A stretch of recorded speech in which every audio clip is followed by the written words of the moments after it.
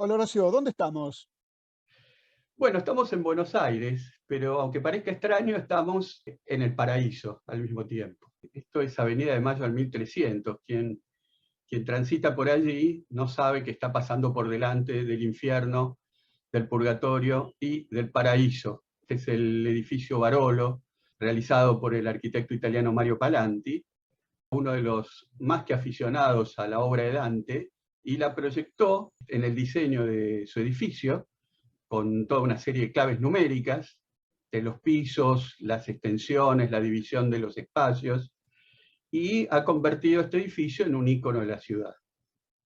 Hoy vamos a hablar del paraíso de Dante, pero vamos a empezar por el Purgatorio, el canto 30. ¿Por qué? Porque este es el momento en que ingresa al poema la figura de Beatriz. La Beatriz de Dante se nos aparece en este carro tirado por un grifo, es una simbolización de Jesucristo, ¿no? Con dos naturalezas, la del león, con su imaginario vinculado a la tierra, y las alas, el águila, que lo remonta hacia los cielos.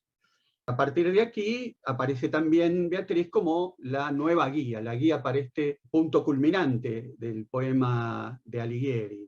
Cuando En este hablaste poema del infierno y del purgatorio, te concentraste en algunos cantos. ¿De qué cantos vamos a hablar hoy del paraíso? nos vamos a centrar en tres cantos, en primer término, ¿no? En los cantos 15, 16 y 17, que nos muestran una situación un poco más cercana a lo que habíamos visto en el caso del infierno del purgatorio, en términos de problemática histórica o de interés histórico, ya que el paraíso, por su naturaleza, va a ser un mundo muchísimo más sutil desde el punto de vista especulativo, desde el punto de vista de la abstracción. Esos tres cantos tienen que ver con el pasado familiar y el pasado urbano. Y en este caso, esta miniatura de la Divina Comedia de la Biblioteca Marciana, vemos el encuentro que va a tener Dante con su antepasado Cachagüida. En estos cantos, Cachagüida se refiere a la historia de Florencia. ¿Qué dice de la ciudad de su tiempo? Florencia se mueve en el alma de Dante siempre entre el afecto y el dolor. Lo que transmite Cachagüida a su descendiente sobre la ciudad, sobre los tiempos en que él vivía en la ciudad, es el de una imagen idílica, de una imagen austera, muy lejana a los placeres y muy lejana del ansia de riqueza y de las luchas políticas que va a conocer luego Dante. La ciudad que aquí aparece en este manuscrito de Padova, el manuscrito Bizzi de la comedia, nos muestra ahí, en el grafismo de la miniatura, uno de los rasgos distintivos de esa ciudad. En este caso, la torre de la abadía florentina. Cachagüida, dijiste, era uno de los antepasados de Dante. ¿Cuál es su historia? ¿Por qué la rescata Dante? Estamos en un punto especial de la geografía del paraíso, ¿no? Estamos en el cielo de Marte. En ese cielo de Marte se encuentran los que han combatido y han muerto por la fe.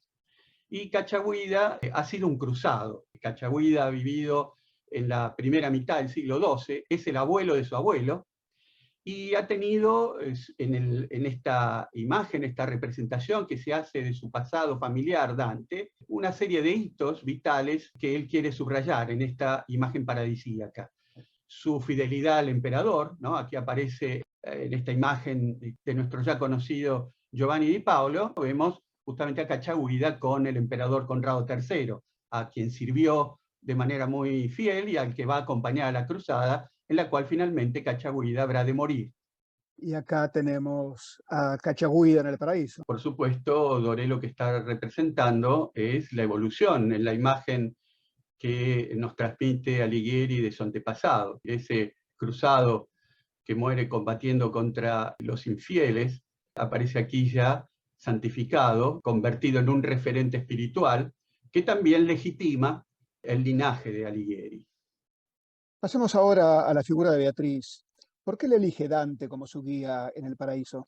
Beatrice Portinari está indisolublemente unido a la figura de Dante, es su inspiradora en el terreno vital, en el terreno existencial y en el terreno intelectual y en el terreno espiritual. Ese encuentro con Beatrice Portinari se produjo muy temprano, a los 9 años. Él lo recuerda claramente, que ya está presente desde esa primera obra, que es La Vita Nuova. y que en este caso, pintor británico Dante Gabriel Rossetti, que no casualmente se llama Dante o se hizo llamar Dante, está presentando el segundo de los encuentros. En la adolescencia, uno de esas escasas conversaciones, si es que alguna se dio, a partir de la cual Dante va a construir el edificio poético futuro. ¿Cuál es la función que cumple Beatriz en la comedia? La construcción de Dante va a ser sobremanera compleja. Hemos estado viendo recién los encuentros entre la persona Dante Alighieri y la persona Beatrice Portinari, y aquí han devenido otra cosa. Ahora, en la construcción de Dante, Beatriz es su guía y su guía en el paraíso, es decir, en el más excelso de los espacios. De alguna manera, en esta ilustración de Botticelli, en este dibujo preparatorio para la serie que él había concebido, vemos ya casi en esa posición sin espacio, en el aire, la figura de su dama, también generando una suerte de simbiosis entre lo que era la vieja idea del amor cortés, ahora entre dos personas que estaban respectivamente casadas y con familias, que están deviniendo por vía de este camino espiritual en guía una del otro. Tenemos una ilustración mucho más expresiva de esa guía de Beatrice a Dante en esta ilustración de Giovanni di Paolo. La figura de Beatrice es una figura compleja, una figura que, como mencionábamos, expresa abstracción, expresa sutileza, expresa espiritualidad, todo aquello que se considera sublime en la condición humana es encarnado por la figura de Beatrice. Pero ella no solamente se mueve en ese terreno con versatilidad y habilidad, sino que también lo es en el plano del conocimiento, que es un aspecto que Dante vuelca en su comedia, dando pautas de la profusión y de la diversidad de sus lecturas. En el canto segundo, en donde nos encontramos en la esfera de la luna, Beatriz está explicando qué es lo que sucede con las fases lunares, a qué se deben esas manchas que se ven en el cielo, y lo realiza con ejemplos que están ya muy cercanos a lo que va a ser el espíritu experimental, el espíritu científico, que por supuesto no es ajeno tampoco a el estatuto que tiene el conocimiento astrológico, ¿no? Que vemos, por ejemplo, en la figura del extremo superior derecho, en donde vemos varias alusiones al zodíaco. Vimos que en el infierno Dante encontraba a los condenados, que en el purgatorio encontraba al negligente Bonconte. ¿Y qué personaje se encuentra en el paraíso? Dante está operando en el paraíso de una manera muy particular, porque aquí está hablando de los que él supone serán los bienaventurados.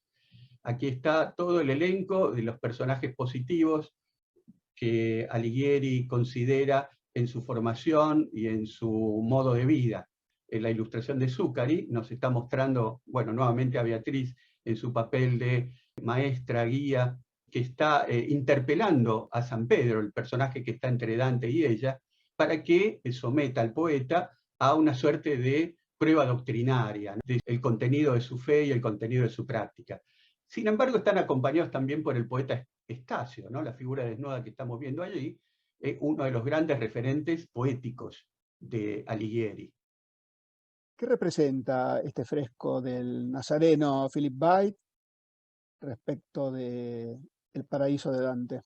Podemos establecer un contacto con lo que habíamos visto en el caso de La puerta del infierno de Rodin, donde el escultor francés no había hecho hincapié en los episodios, sino más bien en una imagen de conjunto. Byte está haciendo lo propio con el paraíso, donde vemos una suerte de síntesis de cada uno de los episodios y del conjunto de los personajes principales que se pueden encontrar en la obra de Dante.